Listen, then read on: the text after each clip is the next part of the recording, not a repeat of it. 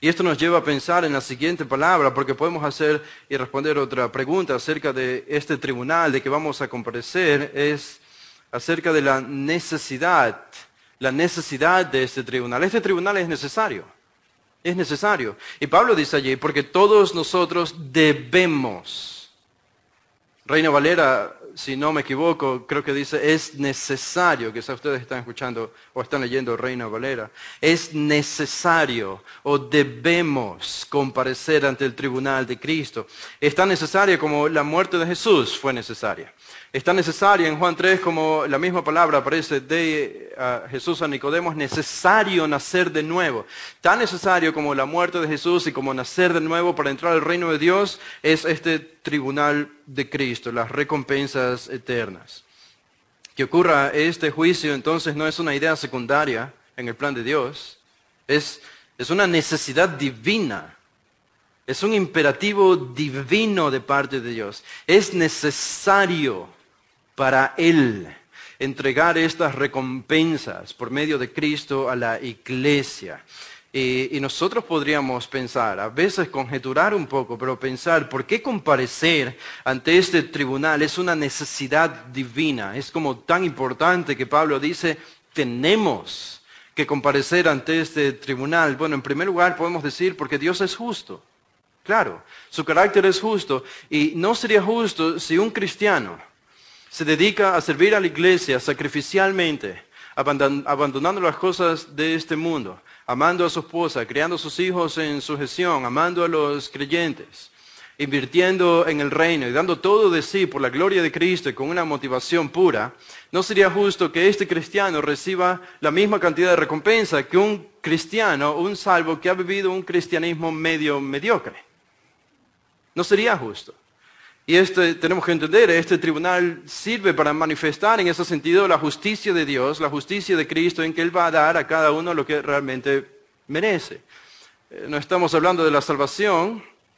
En la salvación no podemos ganárnosla por obras. No se trata de merecimientos, no merecemos la salvación. No merecemos tampoco las recompensas. Esto también es de pura gracia. Pero dentro de las recompensas Dios reconoce que hay unos que merecen más que otros, por cómo han vivido en este tiempo presente. Y me parece a mí que la justicia de Dios es una de las verdades que hace que este juicio del tribunal de Cristo sea necesario.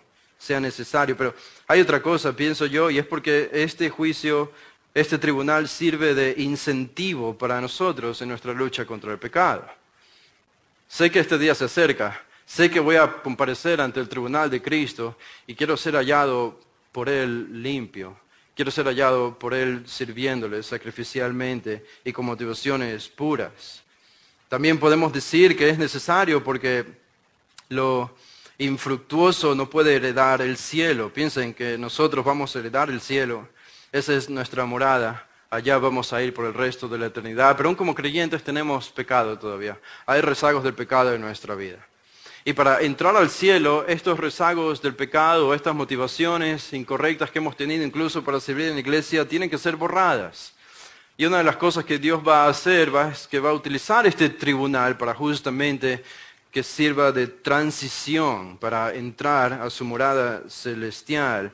Y una cosa más, una última cosa que pienso que este juicio se vuelve necesario es porque principalmente este juicio, sí es cierto, se trata de nosotros y de nuestra evaluación, pero más que eso es para la satisfacción de Cristo.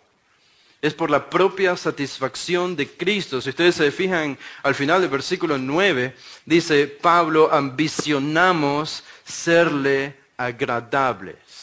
Tan fuerte para Pablo era este deseo que utiliza la palabra ambición, una palabra normalmente utilizada para el pecado. Pero Pablo la utiliza para agradar a Cristo. Ambicionamos serle agradables. Y entonces escribe el versículo 10, donde se habla acerca del tribunal de Cristo. Esto quiere decir que no solo sirve para promover nuestra obediencia o nuestra santidad. Ese no es el fin, es un medio para satisfacer a Cristo. Este es el fin. Este tribunal, más que de nosotros, se trata de Él. Se trata de Él. de su gloria, de su honra, de su reputación al examinar su obra y su misión en nosotros. Por eso el fuego quemará lo que no sirve, porque lo que no sirve deshonra a Cristo, trae mala reputación a su nombre. En otras palabras, piensen en esto: la magnificencia de Cristo será perpetuada en el cielo por la contemplación continua de estas recompensas. Las recompensas que tú logres amalgamar o reunir cuando llegues al cielo, todas las recompensas que nosotros recibamos tendrán el fin de que sean contempladas continuamente como parte de la gloria de Cristo o de la honra de Cristo. Serán como símbolos o estatuas permanentes alrededor de nosotros que mostrarán que nosotros quisimos vivir una vida que satisface a Él. Pero piensen más, de nuevo en el versículo 10. Estamos tratando de entender este versículo 10 casi palabra por palabra, pero ¿cuál va a ser el lugar donde se va a llevar a cabo este juicio? ¿Cuál va a ser el lugar? Dice el versículo 10, porque todos nosotros debemos comparecer ante el tribunal de Cristo. El tribunal de Cristo. El tribunal de Cristo, la palabra que aparece allí es una palabra beimatos. Este era una especie de plataforma que utilizaban en las ciudades antiguas. En Corinto mismo había una. Ellos edificaban una plataforma y encima de esa plataforma ponían una silla o un asiento especial. Y en ese asiento se sentaba el que llamaban el procónsul o el gobernador de la provincia, y allí traían a los casos de personas que tenían problemas de litigios y tenían que tomar decisiones, y se sentaba el procónsul y él hacía juicios, emitía juicios y tomaba decisiones acerca de las personas que venían buscando ayuda por algún litigio. Y esta es exactamente la palabra, este asiento donde se sentaba el juez, el procónsul, para juzgar a las personas. Esta es la palabra que aquí se traduce como tribunal. Este es el tribunal de Cristo. Y en el Antiguo Testamento aparece este tribunal, incluso en Hechos 13 aparece un procónsul en este tribunal llamado Sergio Paulo. Cada vez que veo este nombre pienso en un futbolista brasileño, no sé por qué. Sergio Paulo. Aparece Gallo o Galión de Acaya también en Hechos 18, 12, utilizando este tribunal. Pablo mismo compareció ante este asiento, ante esta plataforma cuando él estaba en Corinto, en Hechos 18, 12, así que él sabía lo que estaba diciendo y los hermanos de Corinto habrían entendido perfectamente esto. Este va a ser el lugar. En algún lugar que Dios tiene preparado cuando estemos en el cielo, disfrutando de las bodas del Cordero. Este es el evento que ocurrirá, el tribunal de Cristo. ¿Cuál va a ser el agente? ¿Quién llevará a cabo este tribunal? Noten el versículo 10. No es el tribunal del Padre. No es el tribunal del Espíritu Santo. Este es el tribunal de Cristo. Él va a ser el agente. En Romanos 14:10 es cierto, dice el tribunal de Dios, pero no dice del Padre, dice el tribunal de Dios. Este es el tribunal de Cristo. Él murió por nosotros, Él resucitó por nosotros, Él es el fundamento de la iglesia sobre la que nosotros construimos nuestro servicio. Él comisionó a la iglesia y entonces Él es el encargado de examinar esa obra cuando vayamos al cielo, porque el Padre ha dado todo su juicio al Hijo. El Hijo es el encargado de juzgar todo el universo y la tierra. Así que el agente será el mismo Cristo de este juicio. Ahora, pensemos un poco más en el versículo 10. Sé que tenemos nuestra mirada fija en este versículo 10, pero vamos terminándolo. Llegamos a otra pregunta. ¿Cuál será el propósito de este juicio? ¿Cuál será el propósito de este juicio, de comparecer ante el tribunal de Cristo? Dice allí en el versículo 10, la segunda parte, para que cada uno sea recompensado por sus hechos estando en el cuerpo, de acuerdo con lo que hizo, sea bueno o sea malo. Este es el propósito, ser recompensados. Literalmente es llevar uno mismo algo o recibir algo. Recibir algo. Define en carácter de la evaluación que se va a presentar en ese momento. Esta recompensa es En un sentido, podríamos decir, en un sentido esta recompensa se lleva a cabo debido a los méritos. Y yo sé que esta palabra suena casi a herejía en el contexto evangélico, pero no estamos hablando de salvación, no estamos hablando de la justificación, esto es solo por gracia, no por méritos. Pero las recompensas se deben a nuestras obras aquí en la tierra ya siendo creyentes. Y esto es lo que Dios va a considerar y a responder de acuerdo a esto. Por ejemplo, el mismo apóstol Pablo en Efesios, el capítulo 6, dijo algo interesante sin mencionar la frase tribunal de Cristo, pero él dice en Efesios 6, el versículo 8, sabiendo que cualquier cosa buena que cada uno haga, esto recibirá del Señor, sea siervo o sea libre. Lo que cada uno haga, eso recibirá del Señor. Pablo está hablando de las recompensas eternas en ese versículo 18. En ese versículo 8, perdón, del capítulo 6. Así que este es el propósito, recompensar. Y pensamos un poco más allá. Este va a ser un juicio en el que nosotros no vamos a recibir bendición por el hecho de estar asociados en una iglesia sana, o por el hecho de pertenecer a una familia de carne que es creyente y madura espiritualmente. La bendición, como funciona en el tiempo presente, es un poco diferente, porque puede ser que un cristiano mediocre asista a una iglesia sana, con líderes sanos y con creyentes maduros, y Dios bendice a esta iglesia debido a esto. Y esa bendición la reciben incluso los creyentes que no están caminando con el Señor con la misma madurez que los demás, pero todos reciben la bendición, porque Dios derrama su bendición sobre toda la iglesia. Bueno, en el tiempo de ese tribunal va a ser diferente, porque Dios no va a considerar a qué iglesia pertenecimos, Dios va a considerar nuestras obras. En otras palabras, será un juicio individual. Por eso, noten lo que dice allí Pablo en el versículo 10, para que cada uno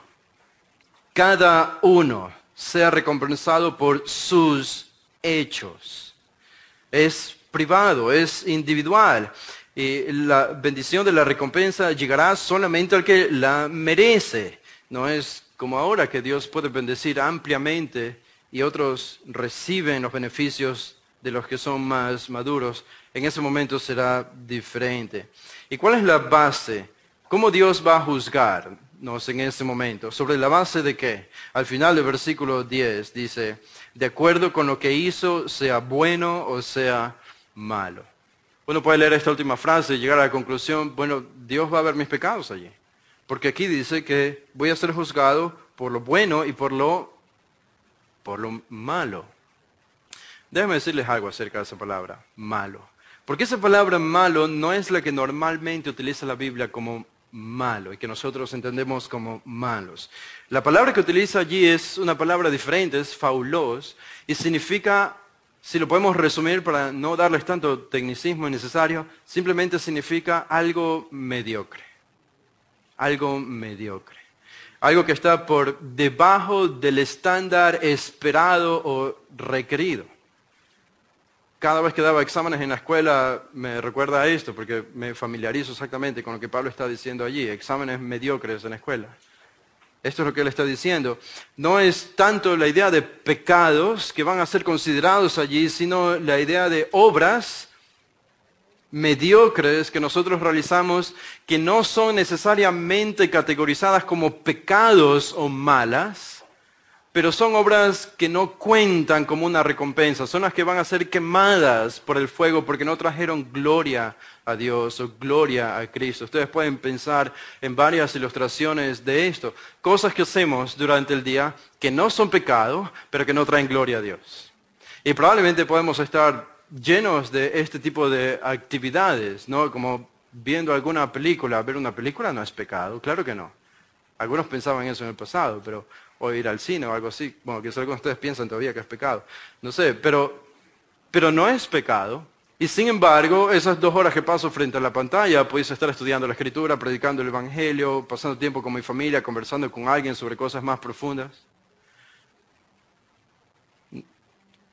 No queremos ser legalistas, no estoy diciendo que nos podemos divertirnos en algún momento o esas cosas, pero estas son obras que en lugar de ser utilizadas para la gloria de Dios, simplemente quedaron en el olvido por el fuego de Dios y van a quedar aquí. Y a eso se refiere Pablo cuando dice malo, malo.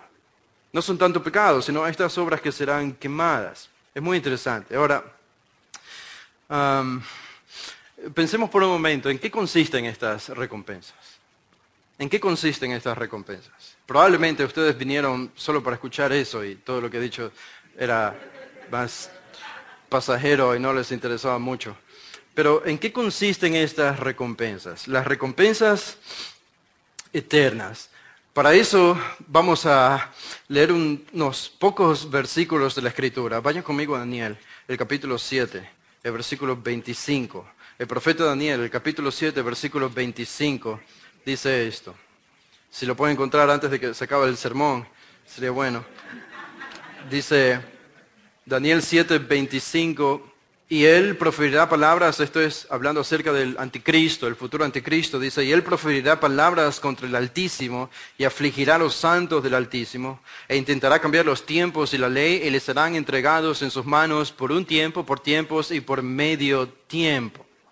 Versículo 26, pero el tribunal se sentará para juzgar y su dominio le será quitado, aniquilado y destruido para siempre. Esto es, el anticristo y su control mundial va a ser despojado completamente. El versículo 27 dice, y la soberanía, el dominio y la grandeza de todos los reinos debajo de todo el cielo, que ahora le pertenecían al anticristo, pero esto ya es pasado en este versículo 27, dice, serán entregados al pueblo de los santos del Altísimo.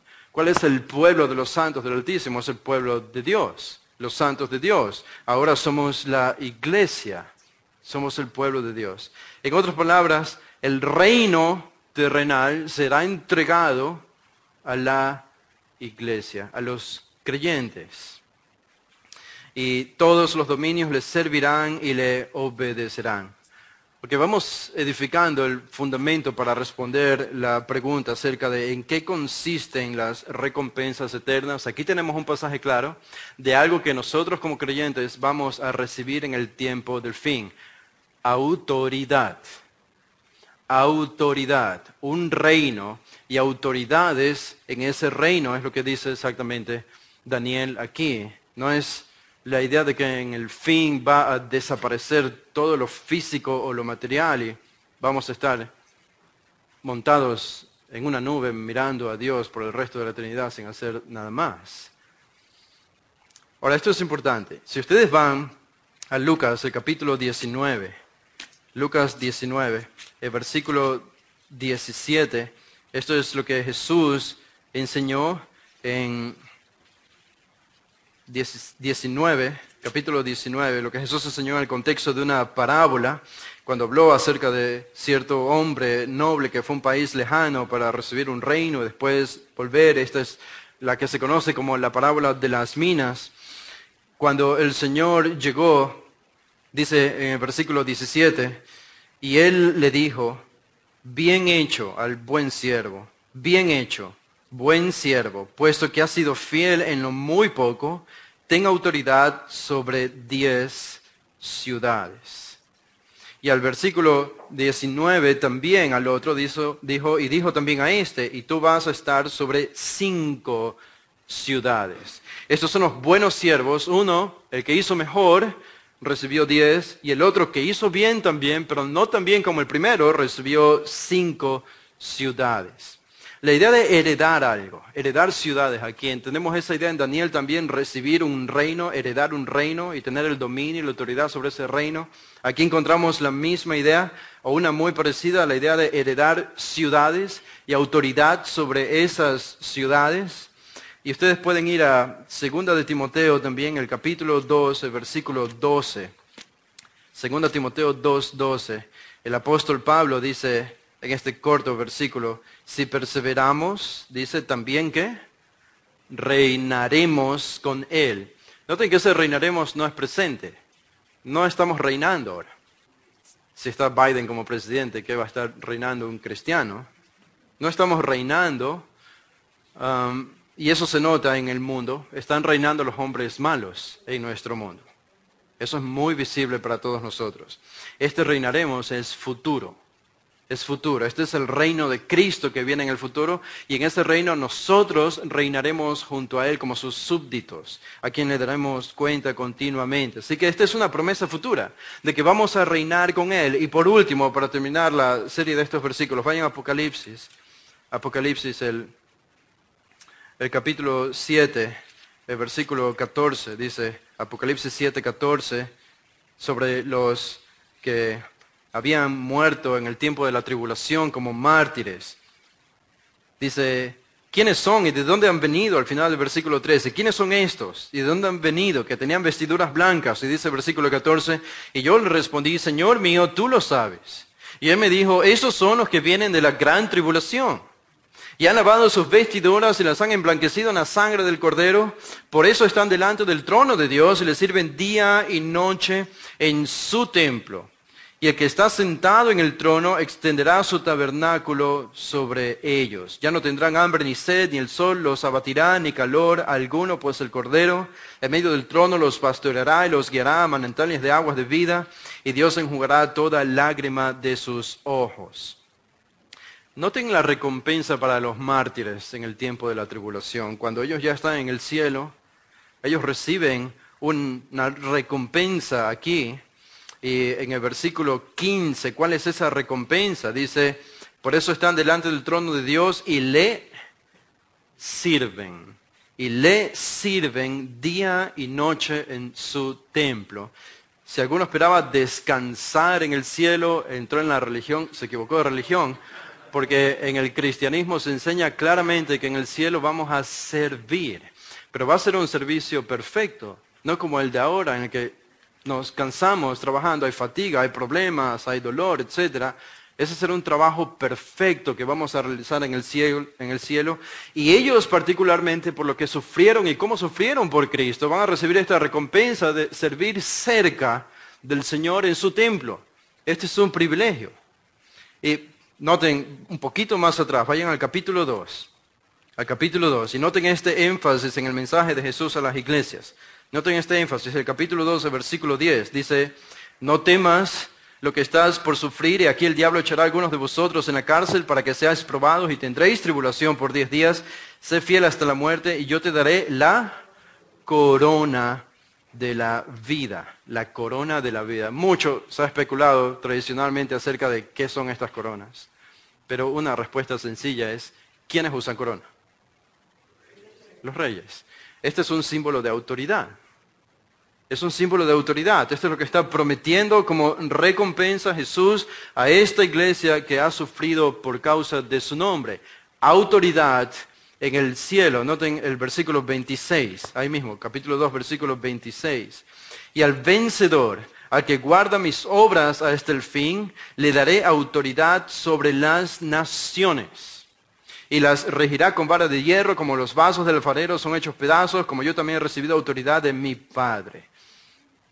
Autoridad sobre naciones. Este es el mensaje de Cristo a la iglesia. El capítulo 13, versículo 11 dice, vengo pronto, retén firme lo que tienes, para que nadie tome tu corona, tu autoridad. El capítulo 4, versículo 10 dice, los 24 ancianos se postraron delante de él que está sentado en el trono y adoran al que vive por los siglos de los siglos y echan sus coronas. El símbolo de la autoridad que ellos tienen, la echan delante del trono, alabando al Señor en el versículo 11 por lo que Él ha hecho. Y por último, ahí en el capítulo 5, el versículo 9, dice, cantaban un cántico nuevo diciendo, ¿cuál es el cántico? Digno eres de tomar el libro y de abrir sus sellos porque tú fuiste inmolado y con tu sangre compraste para Dios a gente de toda tribu, lengua, pueblo y nación y los has hecho un reino y sacerdotes para nuestro Dios y reinarán sobre la tierra. La profecía no es tan difícil de entender si interpretamos literalmente lo que dice el Apocalipsis, ¿no? Vamos a tener autoridad en el cielo.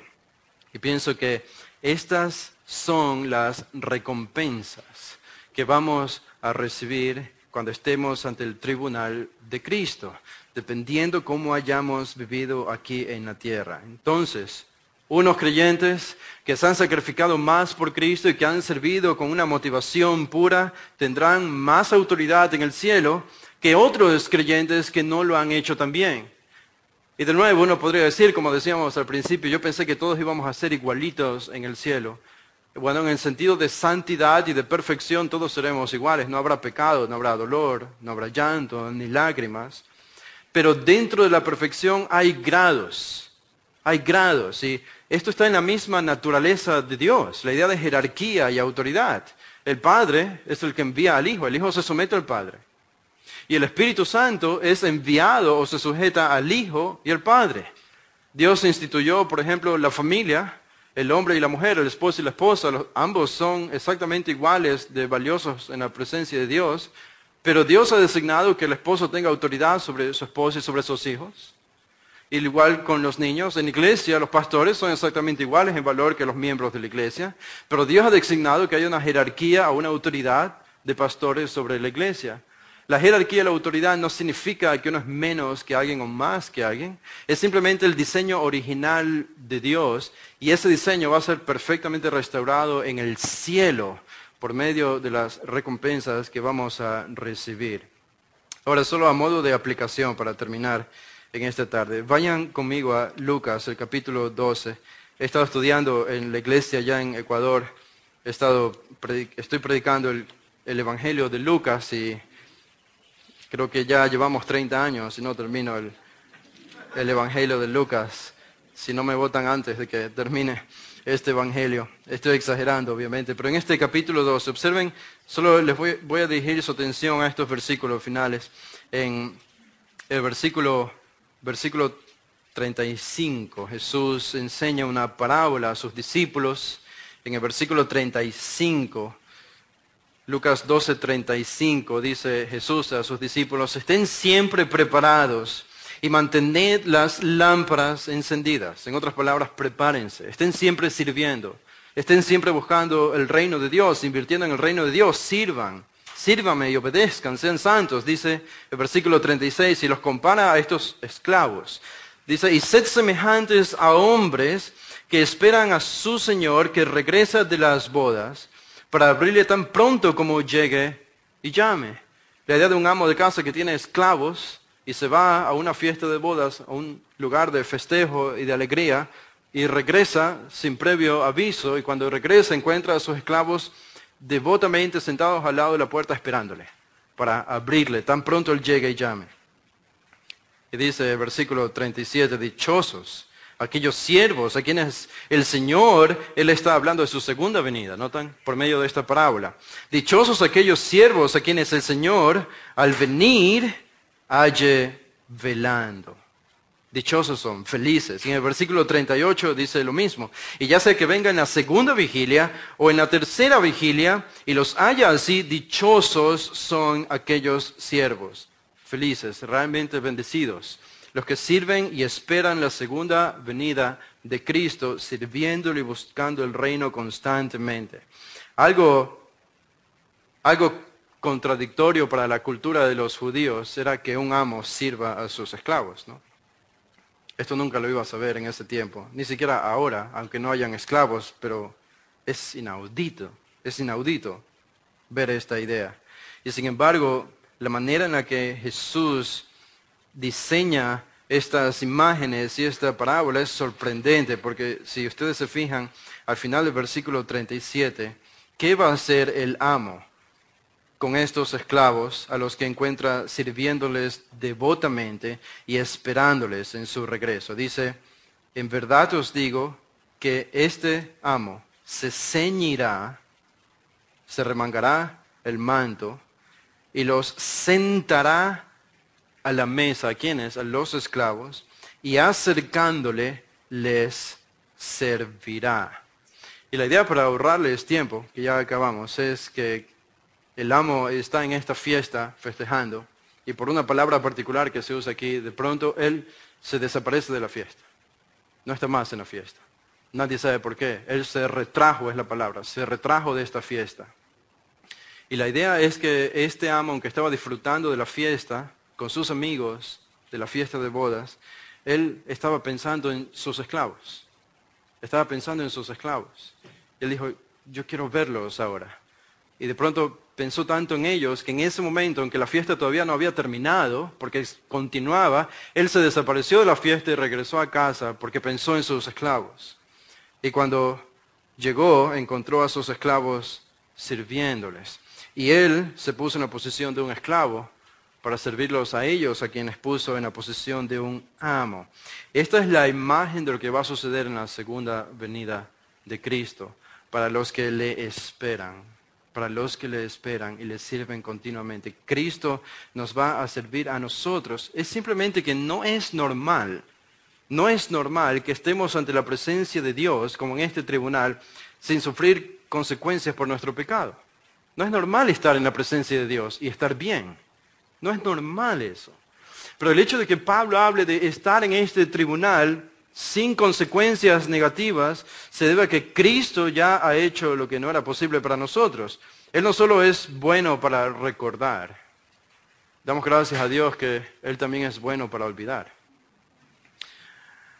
Y el hecho de que vamos a estar en este tribunal no para ser juzgados por nuestros pecados, sino para ser recompensados por lo que hemos hecho, es una prueba de que Dios ha decidido olvidar tu pecado, olvidar mi pecado, y tener este evento solamente como un evento para gozo, para recompensa, que hablarán por sí mismos de la gloria de Cristo.